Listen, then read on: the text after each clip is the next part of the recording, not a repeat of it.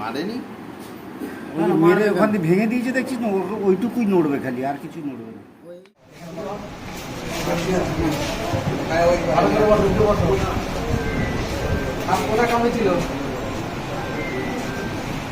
জীবন্ত চন্দ্রবোরা সাপকে ঝুলিয়ে হাসপাতালে হাজির গৃহবধূ। হতবাক করা কাণ্ড দেখতে উপচে পড়া ভিড় হাসপাতাল চত্বরে। কামড় দিয়েছিল সাপ, সেই সাপকে জীবন্ত অবস্থায় ধরে চিকিৎসার জন্য হাসপাতালে হাজির হলেন বধূ। আর এমন ঘটনায় সাপ দেখতে হাসপাতালে উপচে পড়া ভিড়। স্থানীয় সূত্রে জানা যায়, বারুইপুর থানার অন্তর্গত রাঙা বেলেঘাটা গ্রামের বধূ কৃষ্ণা নস্কর বুধবার সন্ধ্যায় বধূ নিজের পেয়ারা বাগানে কাজ করছিলেন। সেই সময় তার ডান হাতে একটি চন্দ্রবোরা সাপ কামড় দেয়। কোনো রকমে সাপটি ধরে ফেলেন ওই গৃহবধূ। পাশাপাশি পরিবারের সদস্যদেরকে ঘটনার কথা জানালে চিকিৎসার জন্য তড়িঘড়ি বারুইপুর হাসপাতালে নিয়ে যায় ওই গৃহবধূকে।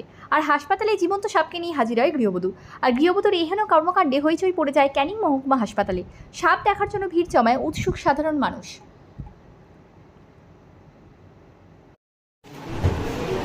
এদিকে টাকা নেই।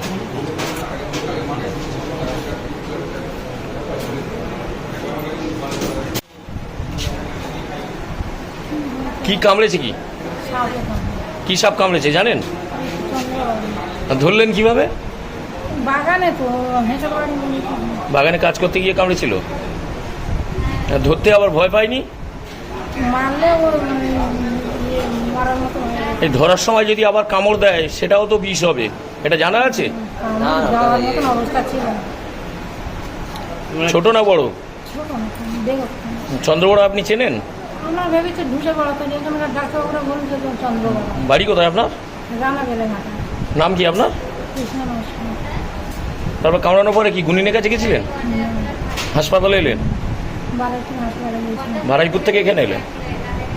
আচ্ছা, এই যে গাছের উপরে সাপ, তো উনি কি দেখতে পেয়েছিল? উনি ঘাসের মধ্যে দেখতে পাইনি, আচ্ছা, কামড় দিয়েছে তখন বুঝতে পেরেছি। কামড় দেওয়ার পরে সাপ আবার ধরলো কিভাবে?